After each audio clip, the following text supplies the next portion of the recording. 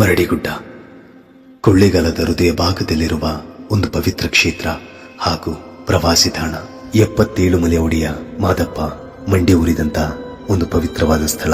ಕುಂತೂರ ಬೆಟ್ಟದಲ್ಲಿ ಮಾದೇಶ್ವರರು ಶಂಭುಲಿಂಗೇಶ್ವರ ಸ್ವಾಮಿಗಳ ಶಿಷ್ಯರಾಗಿ ಸೇವೆ ಮಾಡ್ತಿರ್ತಾರೆ. ಪ್ರತಿದಿನ ಶಿವ ಪೂಜೆಗೆಂದು ಎಲ್ಲಾ ಶಿಷ್ಯರು ಕೂಡ ಕಾಡಿಗೆ ಹೂ ತರಕ್ ಹೋಗ್ತಾ ಇರ್ತಾರೆ. ಬೇರೆ ಶಿಷ್ಯರು ಬಿಲ್ವಪತ್ರೆ ಮತ್ತೆ ಸಣ್ಣ ಪುಟ್ಟ ಹೂಗಳನ್ನ ತಂದ್ರೆ, ಮಹದೇಶ್ವರ ಸ್ವಾಮಿಗಳು ಸಂಪಿಗೆ, ಸುಗಂಧರಾಜ ಪುಷ್ಪ, ಮಲ್ಲಿಗೆ, ಇನ್ನೂ ಅನೇಕ ಮುಂತಾದ ಹೂಗಳನ್ನ, ಬಗೆ ಬಗೆಯ ಸುಗಂಧವುಳ್ಳ ಹೂಗಳನ್ನ ತರ್ತಾ ಇರ್ತಾರೆ. ಬೇರೆ ಶಿಷ್ಯರಿಗೆ ಅನುಮಾನ ಶುರುವಾಗುತ್ತೆ, ಇಷ್ಟು ಹೂಗಳು ಹೇಗೆ ಸಿಗುತ್ತೆ ಅಂತ ನೋಡಿದಾಗ ಮಹದೇಶ್ವರ ಸ್ವಾಮಿಗಳು ಒಂದು ಕೊಳದಿಂದ ಚೇಳು, ಹಾವು, ಹುಳ, ಉಪ್ಪಟೆನ ಹಿಡಿದು ಅದನ್ನ ಹೂಗಳಾಗಿ ಪರಿವರ್ತನೆ ಮಾಡ್ತಿರ್ತಾರೆ. ಇದನ್ನು ತಿಳಿದ ಶಂಭುಲಿಂಗೇಶ್ವರ ಗುರುಗಳು ಮಾದಪ್ಪನಿಗೆ, ನೀನೊಬ್ಬ ಮಾಯಗಾರ ಮಾದಪ್ಪ, ನೀನು ನನಗಿಂತ ದೊಡ್ಡವನು, ನಿನ್ನನ್ನು ಶಿಷ್ಯನಾಗಿಟ್ಕೊಳ್ಳೋಕೆ ನನಗೆ ಅರ್ಹತೆ ಇಲ್ಲ ಅಂತ ಮಾದಪ್ಪನ ಅಲ್ಲಿಂದ ಕಳಿಸ್ಬಿಡ್ತಾರೆ. ತನ್ನ ಗುರುವಿನ ಮುಖವನ್ನು ನೋಡಬಾರ್ದು ಅಂತ ಮಹದೇಶ್ವರರು ಅಲ್ಲಿಂದ ಇಲ್ಲಿಗೆ ಎಗರಿದಾಗ ಮಂಡಿ ಊರಿ ಬಿದ್ದಂತ ಜಾಗನೇ ಮಂಡಿಗುಡ್ಡ ಅಂತ ಹೆಸರುವಾಸಿಯಾಯಿತು. ಕಾಲ ಕಳಿತ ಇವತ್ತು